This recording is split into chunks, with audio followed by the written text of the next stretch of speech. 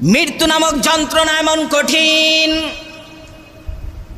মুসলমান ভাইরা আমার, আপনি যদি বলেন যে আমি মৃত্যু থেকে পলায়ন করব, মৃত্যু আমাকে ধরতে পারবে না, পৃথিবীর যেখানেই যান না কেন আপনাকে মৃত্যু পিছু ছাড়বে না।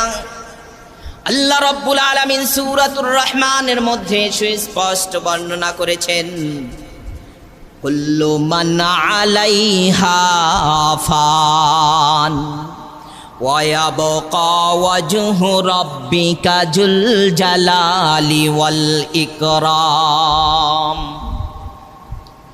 শুধুমাত্র আমি রব ছাড়া সবারই মৃত্যুবরণ করতে হবে, মৃত্যু থেকে কেউ বাঁচতে পারবে না। আল্লাহ রাব্বুল আলামিন সূরাতুত তাহার মধ্যে বলেছেন, মিনহা খলাকনাকুম ওয়া ফিহা নুঈদুকুম ওয়া মিনহা নুখরিজুকুম তারাতান উখরা। যেখান থেকে তুমি এসেছো, যেখান থেকে তোমাকে সৃষ্টি করা হলো, সেখানেই তোমাকে দাফন করা হবে, আবার সেখান থেকে উঠানো হবে।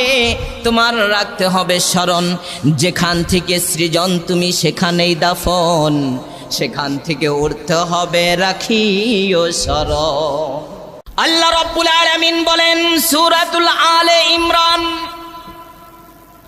কুল্লু নাফসিন যায়িকাতুল মাউত। সূরাতুল আনকাবুত, কুল্লু নাফসিন যায়িকাতুল মাউত সুম্মা ইলাইনা তুরজাউন।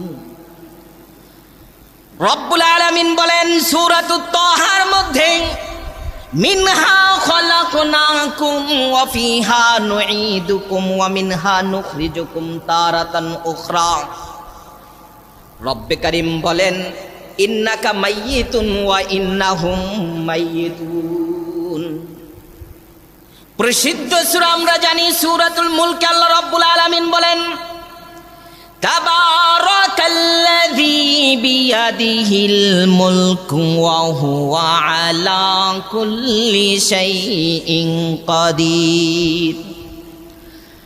الذي خلق الموت والحياة ليبلوكم أيكم أحسن عملا। এইভাবে আল্লাহ পবিত্র কোরআনে বিভিন্ন সূরায় বিভিন্ন আয়াতে কারিমার অংশের ভিতরে আল্লাহ মৃত্যুকে গ্রান্টেড করেছেন। কি করেছেন? আপনি পৃথিবীর জমিনে সব কিছুকে অবিশ্বাস করতে পারবেন, অবিশ্বাস করতে পারবেন। রাজনৈতিক